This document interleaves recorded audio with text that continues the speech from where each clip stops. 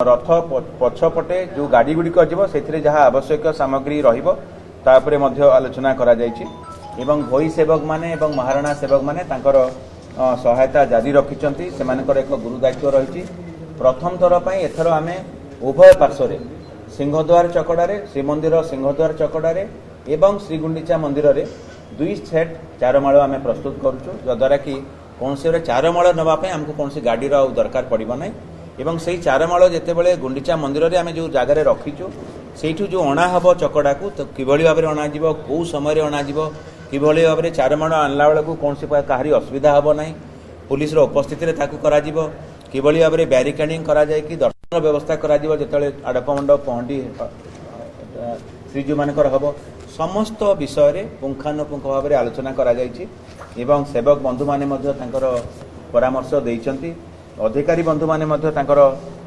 जहाँ भी परामर्श देवा कथा एवं दायित्व बोध विषय कथबार्ता होती आम समस्त को आउ थे धन्यवाद जनाऊँ एवं जेहेतु महाप्रभु घोषयात्रा चूड़ांत प्रस्तुति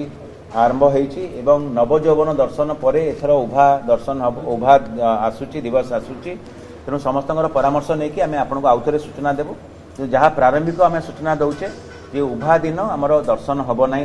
श्रद्धालु भक्त मानकर एवं नीतिकांति संपादन उपरे श्रीमंदिर प्रशासन सर्वाधिक गुरुत्व दे आसुचंती सेवक कूल देइचंती छत्तीस नियोग देइचंती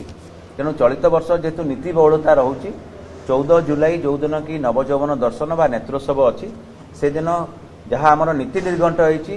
जो साहण मेला दर्शन बा दर्शन व्यवस्था करा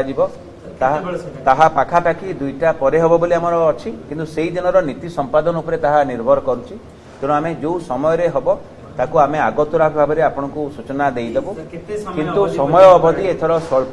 जेहेतु आमर नीतिकांति बढ़ला परे महाप्रभु घोषयात्रा आसुथिबारु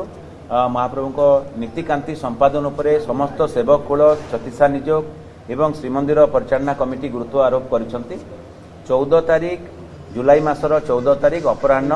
पाखापाखि 2टा बेलू आम आशा करवा नीति संपादन हिसाब से जदि ठीक हिसाब से हुए नहले भी जदि 3टा 4टा भी हो जाऊँगी ताहले आम पाखे खूब कम समय रहिबो तेणु नेत्रोत्सव बा नवजौवन दर्शन पर जो परिमाणिक टिकेट दर्शन बा जो साहण मेला दर्शन एथर अन्य वर्ष तुलन में हुए तो कम समय अवधि रही पारे एथिपाई आम समस्त को विनम्र निवेदन करूँ से सहायता करने सहयोग करने समन्वय रखापी एवं आम क्षमा प्रार्थी जे अधिक संख्यक हुए तो से दिन दर्शन कर न पारती जेहेतु घोषयात्रा महाप्रभु जितेबाला रत्न सिंहासन छाड़ी रथ उपरे अवस्थान कर समस्त को दर्शन करने आसुँच लक्षाधिक भक्त बड़ दाण्डे ही दर्शन करेंगे महाप्रभु को तेणु जो समय स्वल्पता आम समय कहवाटा ठीक हम ना मुझे कहली नीति बहुलता थिबारु नीति संपादन उपरे आम विशेष गुरुत्व दौचु तेणु 14 तारिख अपराह्ने हुए तो किछि घंटा पाई दर्शन करेंगे जो किछि समय पाई जो दर्शन करेंगे ताकू आम आगतुरा आपन को सूचना देवु एवं सिंहद्वार रे मध्य आम डाकबाजी यंत्र रे समस्त को सूचना आगतुरा देइथिबु तो जो माने हुए तो धाड़ी बांधिकी थिबे सेमानक दर्शन हबो एवं जो माने हुए तो जेतु स्वल्पता दृष्टि दर्शन करि परिबे नै समस्त को आम विनम्र निवेदन करूछु से माने घोषयात्रा दिन अर्थात जुलाई मास 16 तारिख दिन जिते महाप्रभु घोषयात्रा रथ रे ही अवस्थान हो दर्शन देते समस्त दर्शन यही संवेदनशील प्रसंग आज विस्तृत भाव में आलोचना है कॉर्डन भितर जो मैंने अधिकृत व्यक्ति अधिकारी जो मैंने थे से रहीपर कि सेवक रहीपर कॉर्डन पास उपरे माननीय मुख्यमंत्री अध्यक्षता जो बैठक होता से स्पष्ट भाव में निर्देश अच्छी जे जिलापाल बा जिला प्रशासन तरफ जो कॉर्डन पास दि जाए ताकू सीमित संख्यार रखा एवं जो माने अनधिकृत व्यक्ति तांकू सम्मानर सह एवं शालीनतार सह तांकू कॉर्डन भीतर कॉर्डन रु बाहर कर दिया जिवो रथ दौड़ी संपर्क में आपण सूचना मागिछंती आमे गुरुत्वपूर्ण सूचना देवाई चाहिबू चलित वर्ष आमे प्रत्येक रथ रे आउ गोटे सेट अधिक रथ दौड़ी रखिबार व्यवस्था करूछु जहाँकि आम पाखे प्राप्त हो गलानी एवं सेही रथ दौड़ी गुड़िक आवश्यकता पड़िले जाई दरकार पड़ले जाई आमे लगेइबू किंतु प्रति रथ रे अधिक संख्यक गोटे सेट लेखाएं आम रथ दौड़ी रखिबार व्यवस्था करूँ जद्वारा कि कौन सी असुविधा हम ना एवं आउ जो प्रश्न आपड़ कले जे रथ दौड़ी गला वर्ष किसी भक्त श्रद्धालु मैंने टाणिकी नहीं गलारू किछिटा समय विलंब होता यह आम स्वीकार करुँ एवं हुए तो ताकू श्रृंखलित भाव में करार आवश्यकता रही ताकू आज विस्तृत भाव में पुलिस प्रशासन जिला प्रशासन एवं समस्त सेवक कूल ସମସ୍ତେ ସେଥିରେ ପରାମର୍ଶ ଦେଇଛନ୍ତି ଯେ ଯେତେବେଳେ ରଥ ଦୌଡ଼ି ଯେତେବେଳେ ଲାଗୁଛି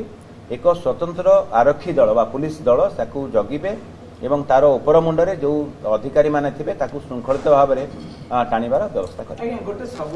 ଏହି ପ୍ରସଙ୍ଗ ଉଠାଇଛନ୍ତି, ମୁଁ ଆଉ ଥରେ ଆପଣଙ୍କ ଜରିଆରେ ଏହି ସୂଚନା ଦେବା ପାଇଁ ଚାହିଁବି। ଆପଣ ନିଜେ ବ୍ୟକ୍ତିଗତ ଭାବରେ ଦେଖିଛନ୍ତି ଗତ ବର୍ଷ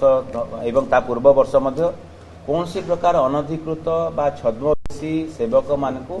ଆମେ ରଥ ଉପରେ ଚଢ଼ିବା ପାଇଁ ସୁଯୋଗ ଦେଉନାହୁଁ। ଯାହାକୁ ବି ଆମ ନଜରକୁ ଆସିଛି ତାକୁ ତତ୍କ୍ଷଣାତ୍ ଆମେ ରଥ ଉପରୁ ବାହାର କରିଛୁ। ଯଦି କୌଣସି ସେବକ ତାଙ୍କୁ ନେଇକି ଯାଇଛନ୍ତି ତାଙ୍କ ବିରୁଦ୍ଧରେ ମଧ୍ୟ କାର୍ଯ୍ୟାନୁଷ୍ଠାନ ଗ୍ରହଣ କରିବା ପାଇଁ ସୁପାରିଶ କରିଛୁ। ଆପଣଙ୍କ ଜରିଆରେ ମୁଁ ଆଉ ଥରେ ଯୋଡ଼ ହସ୍ତରେ ସମସ୍ତଙ୍କୁ ନିବେଦନ କରିବି, କୌଣସି ହିସାବରେ ଅନଧିକୃତ ବ୍ୟକ୍ତି ରଥ ଉପରକୁ ଚଢ଼ିବେ ନାହିଁ ଏବଂ ଯଦି କେହି ଚଢ଼ିଥିବେ ତାଙ୍କ ବିରୁଦ୍ଧରେ ଦୃଢ଼ କାର୍ଯ୍ୟାନୁଷ୍ଠାନ ଗ୍ରହଣ କରାଯିବ ଏବଂ କୌଣସି ହିସାବରେ କେହି ବି ଆମେ ଅଧିକାରୀ ହିସାବରେ କିମ୍ବା କୌଣସି ସେବକ ରଥ ଉପରେ ମୋବାଇଲ ଫୋନର ବ୍ୟବହାର କରିବେ ନାହିଁ। ମୋବାଇଲ ଫୋନ ନେଇକି ଗଲେ ବି ବ୍ୟବହାର କରିବେ ନାହିଁ। ଯଦି ବାଇଚାନ୍ସ ଧରି ନିଅନ୍ତୁ ବାହାରେ ତ କୌଣସି ଡିପୋଜିଟ୍ କରିକି ହୁଏତ ମୋବାଇଲ ଫୋନ ନେଇପାରିବେ ନାହିଁ, ମାନେ ବ୍ୟବହାର କରିବେ ନାହିଁ। ବ୍ୟବହାର ଉପରେ ଆମେ କଟକଣା ଲଗେଇଛୁ। ସେ ଯଦି ତଳକୁ ଓହ୍ଲେଇକିରି ଯଦି ବ୍ୟବହାର କରିବେ ଆମର କିଛି ଆପତ୍ତି ନାହିଁ, କିନ୍ତୁ ରଥ ଉପରେ ମୋବାଇଲ ଫୋନର କୌଣସି ସେବକ ବ୍ୟବହାର କରିବେ ନାହିଁ। ଏବେ ଗଣମାଧ୍ୟମର ଯୁଗ, ସବୁ ଫଟୋ ଉଠୁଛି ସବୁବେଳେ, ତେଣୁ ଆପଣମାନଙ୍କର ଯେଉଁ ଚିତ୍ର ଉତ୍ତୋଳନ କରୁଛନ୍ତି ତାକୁ ମଧ୍ୟ ଆମେ ବ୍ୟବହାର କରିବୁ ଏବଂ ଆମର ଗୋଟେ ସ୍ପେଶିଆଲ ଭିଡ଼ିଓ ଟିମ୍ ରହୁଛନ୍ତି ଯେଉଁମାନେ କି ତାଙ୍କ ଉପରେ ତୀକ୍ଷ୍ଣ ନଜର ରଖିବେ ଏବଂ ଆଜିକା ଦିନରେ ଫେସ୍ ଆଇଡେଣ୍ଟିଫିକେସନ୍ କୌଣସି ଅସୁବିଧା ହେବ ନାହିଁ। ତେଣୁ ଯଦି କୌଣସି ହିସାବରେ କୌଣସି ସେବକ ଯଦି ମୋବାଇଲ ଫୋନର ବ୍ୟବହାର କରୁଥିବେ ରଥରେ ମହାପ୍ରଭୁ ଅବସ୍ଥାନ ସମୟରେ ଆମେ ତାଙ୍କ ବିରୁଦ୍ଧରେ କାର୍ଯ୍ୟାନୁଷ୍ଠାନ ଗ୍ରହଣ କରିବୁ। ଆପଣମାନଙ୍କ ଜରିଆରେ ଆମେ ସମସ୍ତଙ୍କର ସହଯୋଗ ସମନ୍ୱୟ କାମନା କରୁଛୁ। ଚଳିତ ବର୍ଷର ସ୍ନାନ ପୂର୍ଣ୍ଣିମା, ଦେବସ୍ନାନ ପୂର୍ଣ୍ଣିମା ସମସ୍ତ ସେବକ କୂଳର ସହଯୋଗରେ ସମନ୍ୱୟରେ ଖୁବ୍ ଶୃଙ୍ଖଳିତ ଭାବରେ ସମାପିତ ହୋଇଛି। ରଥ ନିର୍ମାଣ କାର୍ଯ୍ୟ ଖୁବ୍ ସୁନ୍ଦର ଭାବରେ ବ୍ୟବସ୍ଥିତ ଢଙ୍ଗରେ ହୋଇଛି। ସେଥିପାଇଁ ଯେଉଁ ରଥ ନିର୍ମାଣ ସମ୍ପୃକ୍ତ ସେବକମାନେ ଅଛନ୍ତି, ମହାରଣା ସେବକ, ଭୋଇ ସେବକ, ଚିତ୍ରକର, ରୂପକାର, କମାର ସେବକ, ଓଝା ସେବକ ସମସ୍ତଙ୍କୁ ଆମେ ଆପଣଙ୍କ ଜରିଆରେ ସମସ୍ତଙ୍କୁ କୃତଜ୍ଞତା ଜ୍ଞାପନ କରୁଛୁ ଏବଂ ମହାପ୍ରଭୁଙ୍କ କୃପାରୁ ଚଳିତ ବର୍ଷର ଘୋଷଯାତ୍ରା ସମୟ ଅନୁଯାୟୀ ସମାପନ ହେବ ବୋଲି ଆମେ କାମନା କରୁଛୁ।